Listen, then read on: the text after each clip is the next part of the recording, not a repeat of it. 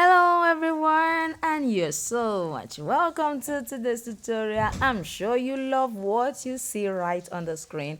I know so many times you're like, wow, am I going to be able to make this one day? Yes, you can actually make this, of course. And in this tutorial, I'm going to be showing you from the start to finish how to create this particular wedge sandal. You want to join me on this? I know the first thing you're thinking, where will I get the wedge? Don't worry, I've got you covered. This wedge comes like what you have on the screen here, and I've created the insole template as well as the outer sole template. If you're joining me for the first time, come on, subscribe right now, like this video, and sit back. Guess what? I'm gonna be right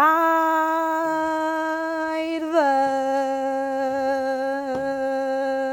So since you have access to this, the first thing you're going to be doing is just to place your template this way and go ahead and then outline it, then cut it out. Don't forget to turn over when you are creating the other side of this particular pattern template. Of course, this is the one that you're going to be wrapping, using for wrapping the outer part of your wedge sole.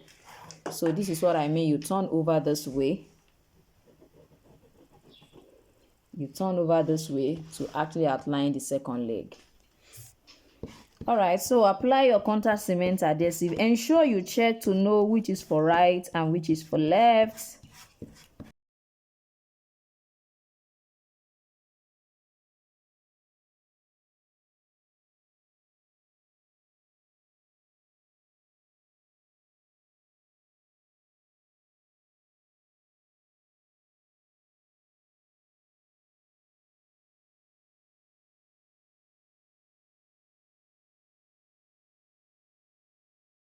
All right, don't forget to check and ensure that you ensure that this inner part is where you are starting.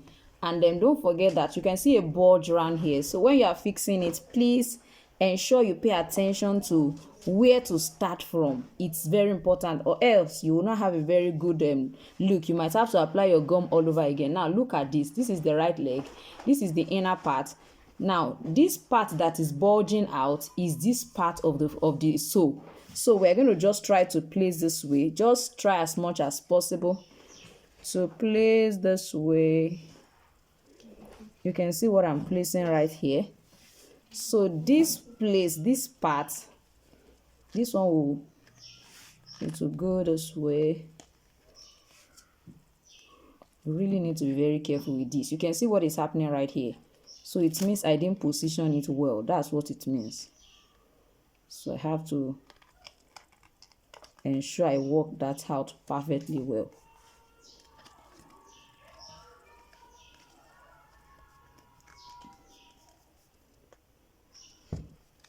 So right here too, I still didn't position it well. So this is something you have to really be careful with if you are going to have a very good result.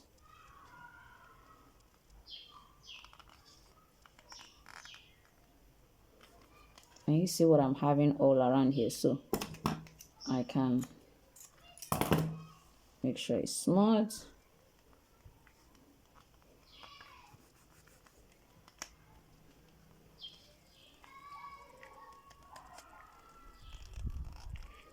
Now this is quite much, so you can definitely reduce this.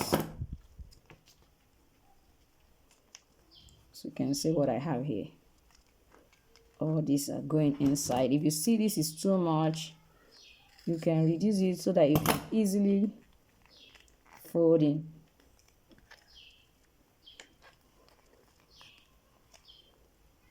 So of course this side you have to apply another gum so that it can stay.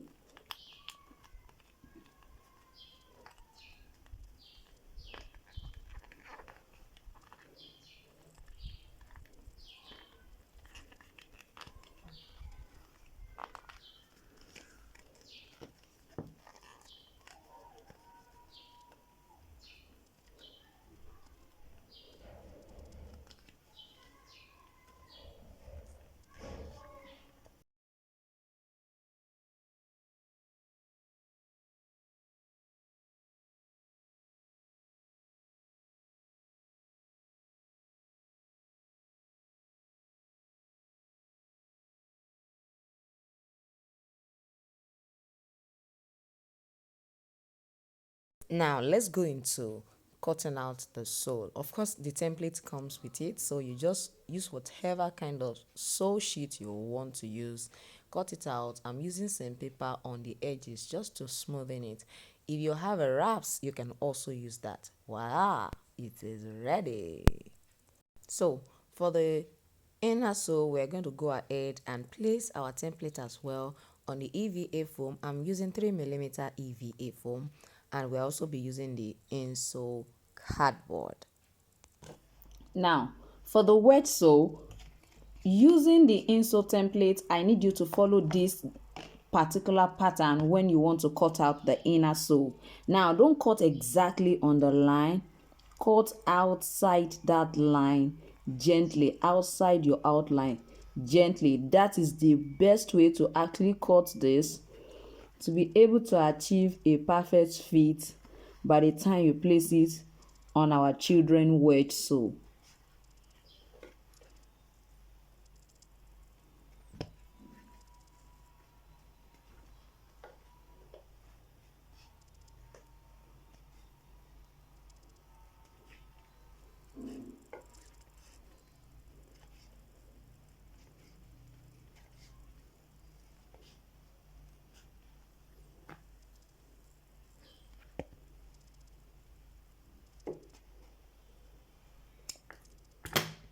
So with this, I'm just going to go ahead and cut the second one, then place this right here. Now, this is the side that I outlined. I'm not going to be placing this way. I'm going to definitely place it this way because this side is the side I will be sitting on the sole. So let me bring out the wedge sole. Now, this is the side, which is the side I place the pattern on. Ensure you create a star or whatever way you want to be able to know where to place it. And look at what I have.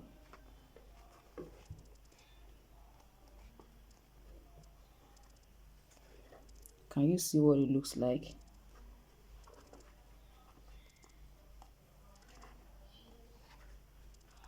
So by the time we place our insole board, you will find out that it will be looking perfectly fit. Now let's go into creating the inner sole. We have the template also attached to this particular wedge. If you make your order, it comes with the sole template, the inner sole template, as well as the pattern template for the leather you're going to be using to wrap the wedge. So take your time and then go through all of the all of the accessory that comes with the order, so that you can be able to identify which is the outer sole and which is the inner sole. So of course, I'm applying contact adhesive on the inner sole, on the insole cardboard, as well as on the EVA foam. So you can see what I have right there. Of course, don't hammer on the EVA foam so that you do not deform it. That is very important. Also, if you're watching my channel for the first time, please make sure you subscribe. I'm sure if you can watch till now, it means it's actually, very informative. So please share this video, let others know, or go ahead and like it now. All right, we're going to go ahead and bottom our wedge now. So I'm using PU gum for this. It's called popularly chemical gum here in Nigeria. And I'm using rubber sheet for this purpose. You can decide to use an EVA foam, I mean the textured one, so you can use it. Apply the PU on the two sides. Then you go ahead and on a heater. Yes, if you have an hot hair blower, you can use it as well. As long as it's hot, put them together and you are good to go.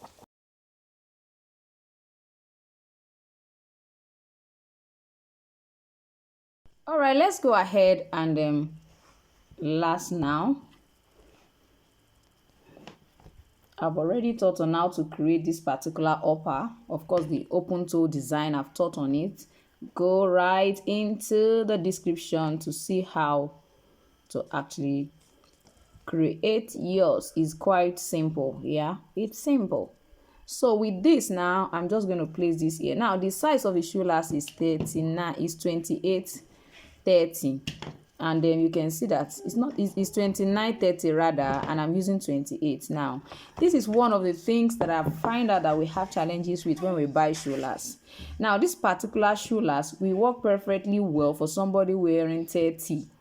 Yes, But if I use it for somebody wearing 28, this part is actually quite big, except the person have a very wide feet. So that is one of the reasons I usually say that it's important for you to experiment with your shoe last after purchase, just to be able to ascertain, especially if you want to be creating footwear that we perfectly size. Is important. I just bought this set of shoe last, and what I'm doing is I'm experimenting with them. In short, you can actually use one of them to do the experiment. Like this, I find that when I use it for somebody wearing 28, it was way too big. It was way too big, and long as well. It was big and long, yes, and it was actually a covered style. It's not like it's just an open toe style. No, you understand. So I'm going to say that for me, I'm going to be using this for my size 30. Yes, and it's because this is 29 and 30. That's why I decided to use it. So when I want to create for somebody wearing 28 exactly, I will make use of the 26.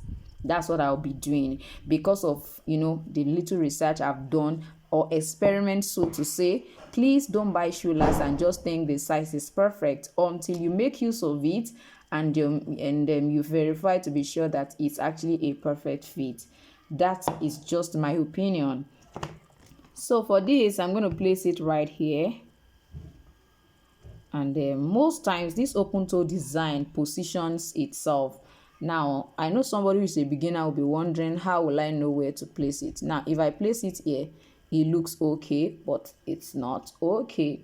So for me, I can actually use my height to gauge it and tell you that if you put it right here, is okay. You understand? But for the sake of those who are beginners and would love to know how to actually do this, anytime we are creating an open toe like this, I have found out that when I place my fingers on them, don't worry, you can see me placing my fingers. I do this a lot, especially for children. It works for adults also.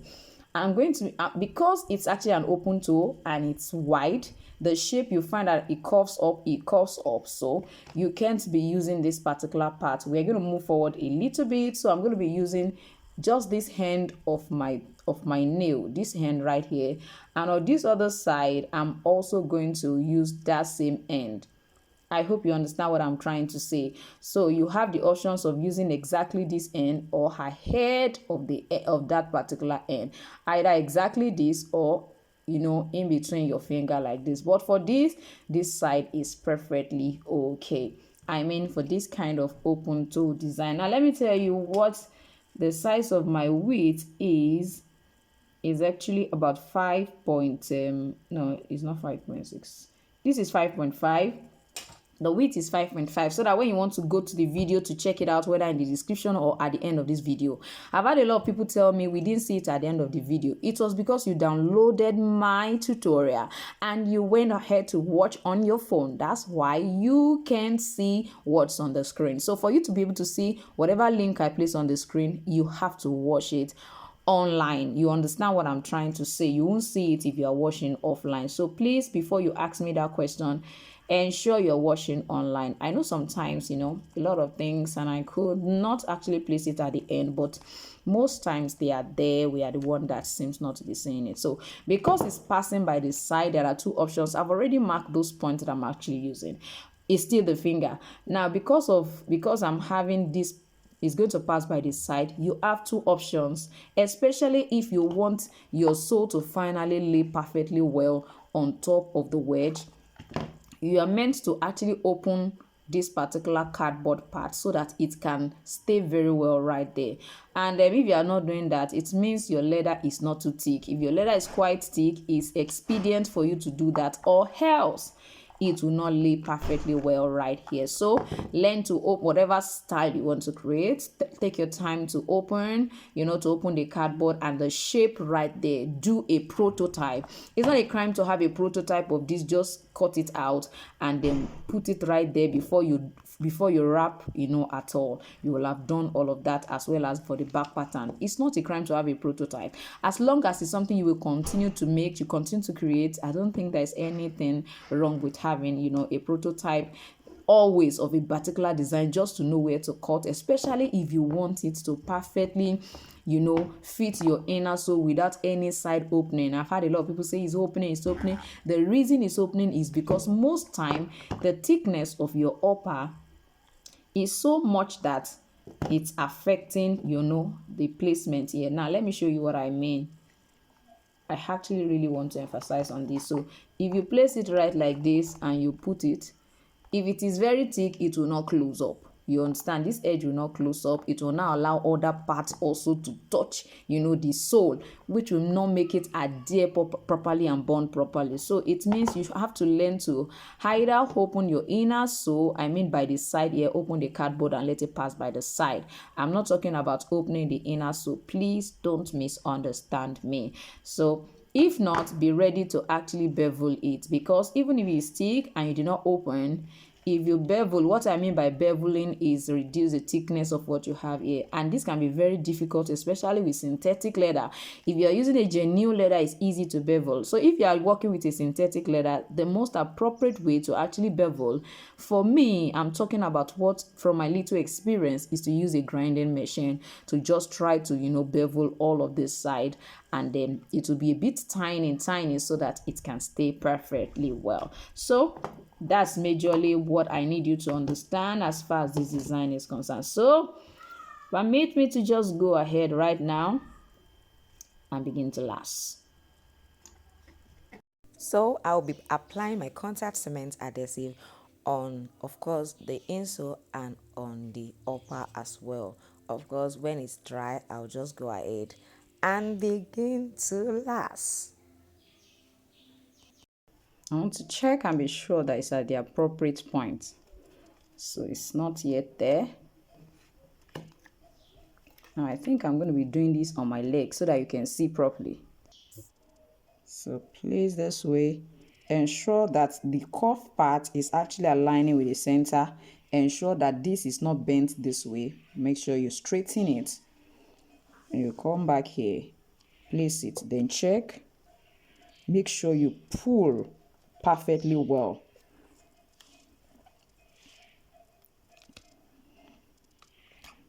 Pull perfectly well. Then this middle, you can see the way I'm pressing from the edge. You can press inwards. Now you can see that I'm having some. So with this, it's staying. I'm going to go to the other side, ensuring that it's straight and okay. So I'll also check this side again.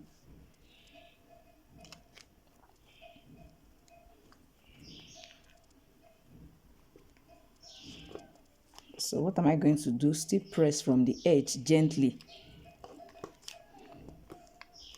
because we don't need this side to have pleat at all. So I'll now, can you see the way it's standing?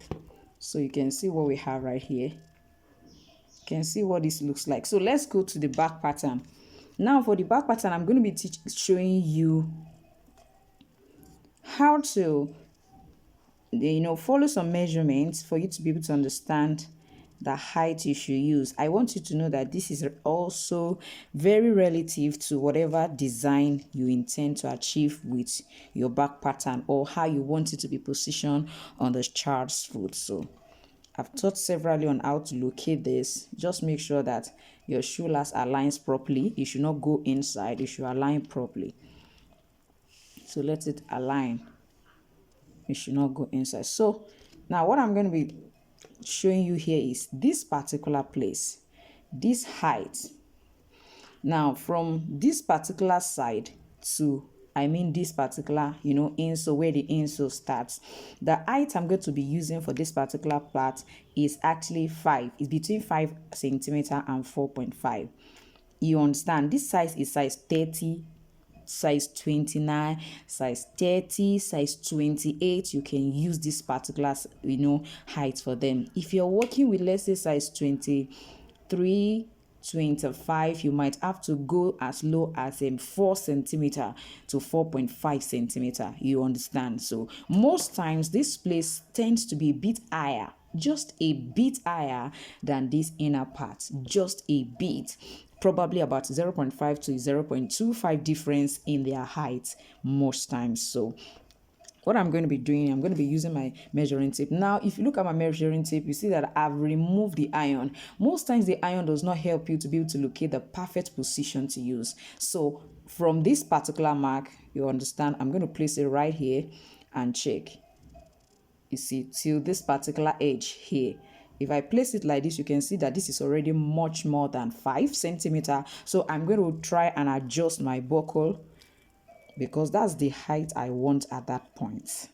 So I'm going to adjust it so that it can go down a bit, and then I'll be able to achieve that particular, height. Not forgetting that we are actually following a particular position. Make sure that this outer part is not inwards while this is outwards. They are meant to be at the same spot as much as possible. They should be at the same spot. So follow me. I'm still taking the measurements. I do this just to have same result. Now you can see this.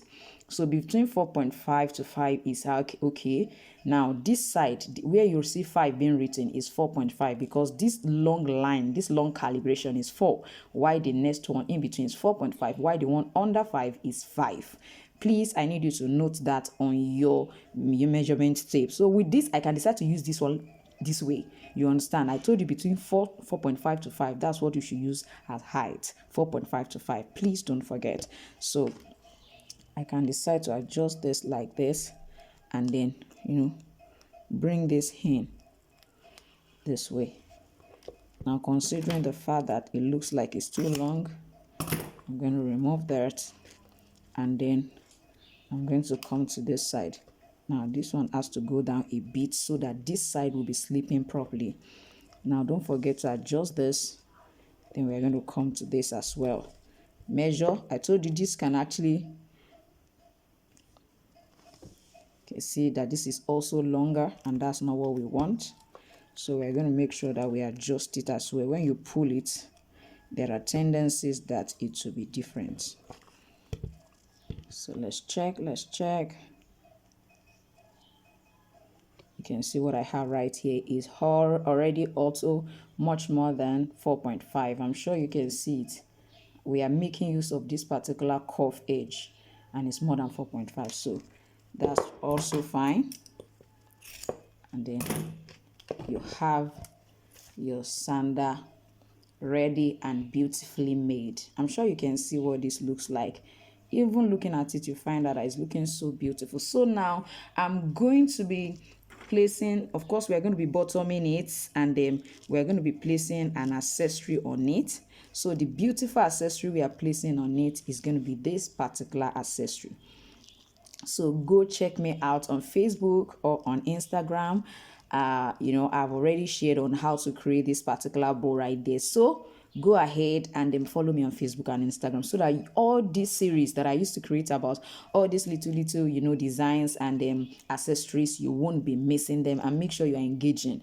Don't just watch and leave. Like it. You understand? Even this video as you're watching, go ahead and like. Don't just leave it, because when you like, it makes YouTube to actually show it to more people, meaning that it's making a lot of sense. So if this video is making a lot of sense to you, go ahead and click the like button. Also share on your status. Yes, it's share on your status, share on your status, share on your Facebook. You can actually tag me, and then I'll be glad to see you share what you are learning from this particular video. So let's go ahead, go and finalize the bottoming. Of course, the second leg, you can position them on themselves. I've taught us that.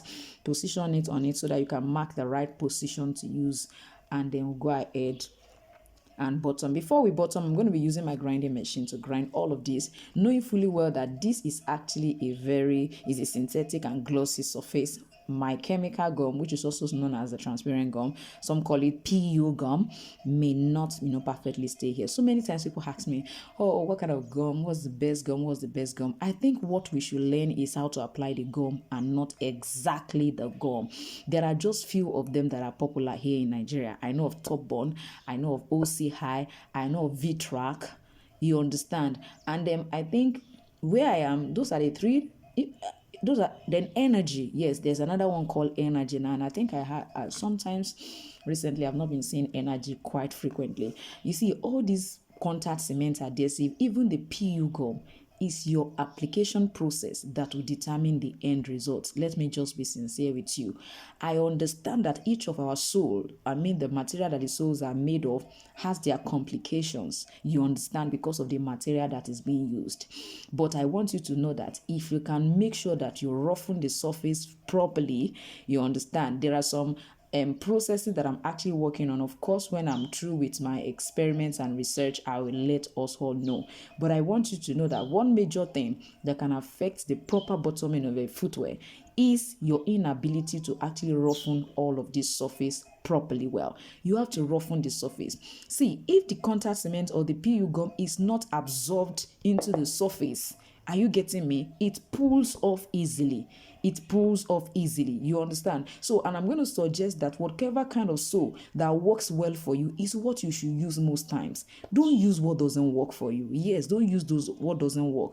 Use what works for you. Pending the time you have solutions to those ones that are not working, it doesn't make you unprofessional. It just says that you take the quality of what you are producing much more than the quantity of money or funds you want to collect from your customer. So work with what works for you. That's what I'm going to say. Work with what works for you. So I'm going to go ahead, use my, as you can see, I've grinded all this, I've done all of that here. It's just for proper bonding. You understand? That's just the reason. All of this, we are going to do the same thing. I know somebody will be telling me, but all the already made footwear, they hardly have those things. Yes, I understand they hardly have those things, but I want you to know that majority of the materials they use are what they have done research on. They have tested it over time. They have tested the durability, and they know what to use to make sure that their footwear lasts very long. I'm talking about the durable ones. You understand? How much of research have you done as regards different kinds of gum?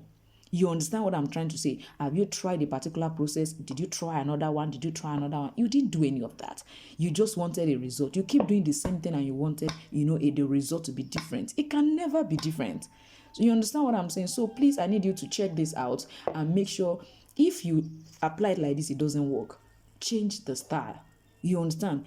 And get a more rough sandpaper. You understand? If your grinding machine stone is not as coarse as roughening the surface, get a sandpaper. Some of our grinding machine, the grinding stone can be removed and replaced. Yes, there are some small round plank that is being sewed that you can actually wrap your sandpaper all around and still use your grinding machine if you think your grinding stone is not doing a good job for you. Please watch out on all of this. You understand what I'm trying to say? So you can see what I have right here. Let me go ahead and roughen it like I said. After grinding, you can see what I now have. All I need to do now is to go ahead and apply my PU gum, which is also called chemical gum here in Nigeria. So apply some on it. You can decide to pour part of it into a container and begin to apply. So ensure you apply at every corner, including this side, because sometimes we don't apply on that side, so it doesn't perfectly bond at that corner. So ensure you do that. I also try to bevel it, like I said, just reduce the thickness of this side, all of these sides, so that it can perfectly align, and no opening at all by the time I finally bottom it. If you want to use your contact cement adhesive, which is popularly called a full stick in my country, Nigeria, you can actually use it as well. Just ensure that you apply the first application. After that, leave it for about 30 to 45 minutes to totally dry, making sure that the contact cement adhesive is absorbed into the surface, you understand, of your upper as well as your sole. Then you can go ahead and apply the next, another coat on top of that before you finally go ahead and bottom it. With that, after some time, maybe 10-15 minutes for the second coat, you are good to go.